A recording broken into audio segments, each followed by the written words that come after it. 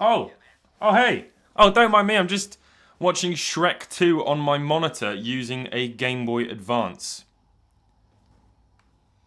What? Hey everyone, how's it going? Elliot here, and welcome to the Retro Future. This is a mod video. This is a video that I've been really wanting to do for a very long time, but due to the house renovation stuff, I haven't had the time to do it yet. But turns out it's a really simple mod, so I'm super excited to actually show you it. Basically, what we're going to be doing is giving AV out to a Game Boy Advance, allowing it to essentially switch into a TV home console. Now it is only AV out, which is a bit of a shame, but you can buy AV to HDMI converters and you use it on your modern TV with no problem at all. The crazy thing about this is it's not really adding, well, it doesn't add anything to the outside of your Game Boy. It's just a tiny little link cable, which is going to go into the port like that, and then you just hold down select L and R,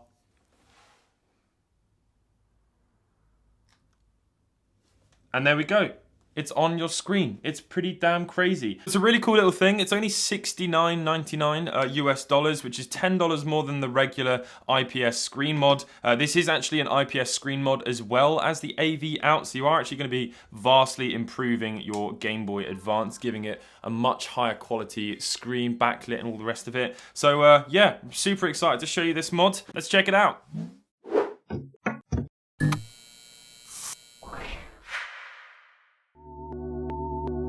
So a big thank you to Retro Modding for sending me this IPS kit. I'll leave a link to their website where you can purchase it below. Let's have a look at what's included in the kit.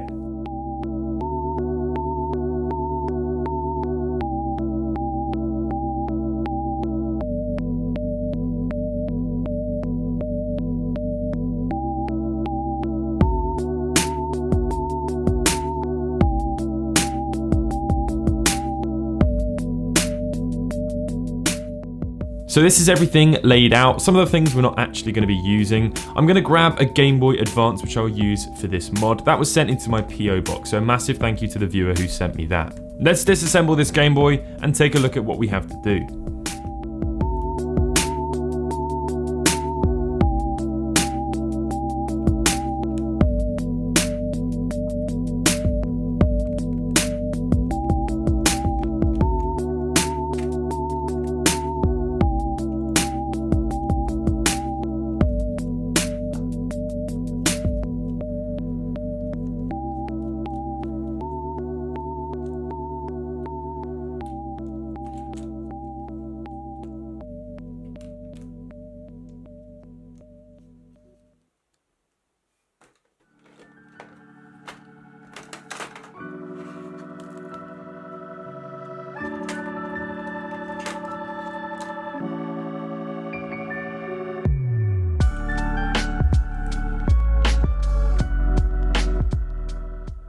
Now it's time to solder the wires to the board. We're going to remove the brightness touch sensor because you can actually just change the brightness by holding select an L or R. So we're just going to get rid of that completely.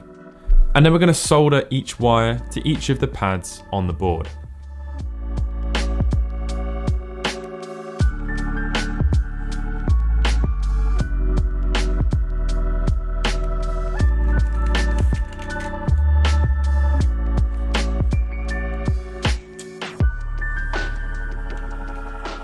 It's important that you use the sticker to prevent anything from shorting on the back of the screen, so go ahead and just stick that down. A little bit of trimming might be required on the button wells of the start and select pad, and then go ahead and set the screen into place. Choose which ribbon cable you need. Mine was the slightly bigger one. Connect the motherboard to the PCB, stick down the motherboard using the additional sticker included, and then go ahead and solder all the wires.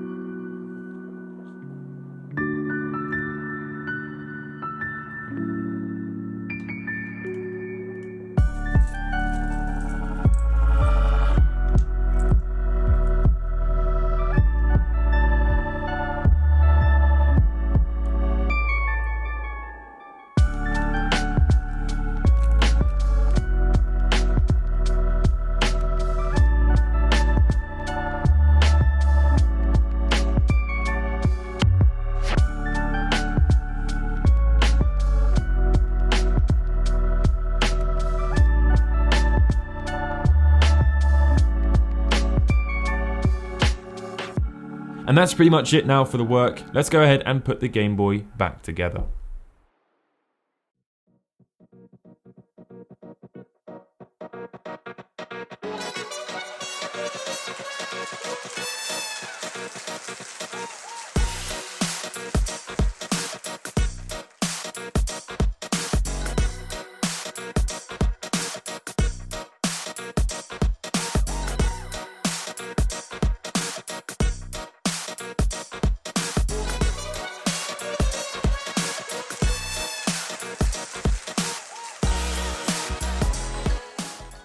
And that is it for the mod. It's really not that complicated. You just have to solder all the little wires into place and put the Game Boy together. It's a very simple mod, provided you bought all the right parts. The shell that I'm using has already been pre-cut to accept an IPS kit.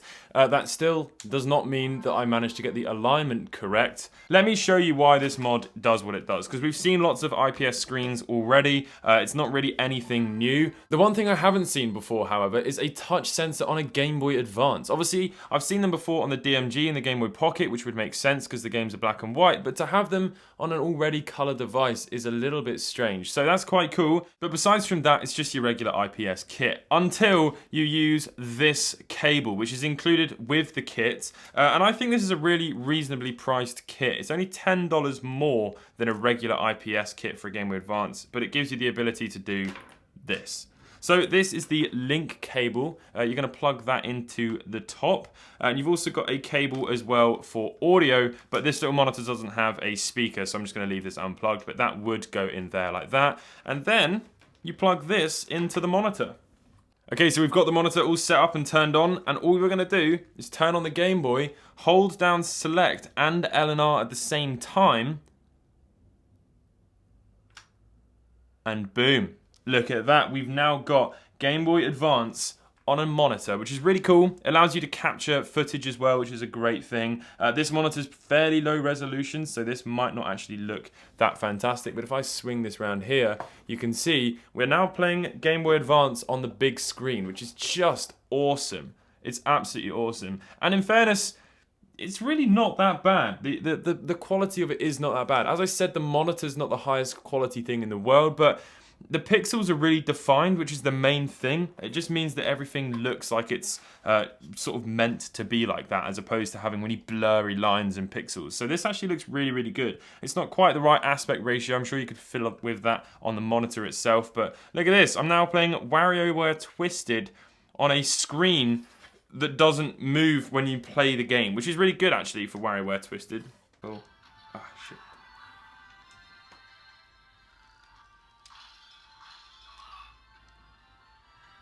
It really does feel like I'm playing a Nintendo Switch or something like that. It's pretty crazy. It's a very strange dynamic. You're basically turning your Game Boy into a controller and then using it on your screen. Now, obviously, it's not HDMI, so you wouldn't be able to use it immediately on your modern TVs, but very simply, you can get a little adapter that allows you to just convert AV into HDMI. So that is really going to be it then for this video.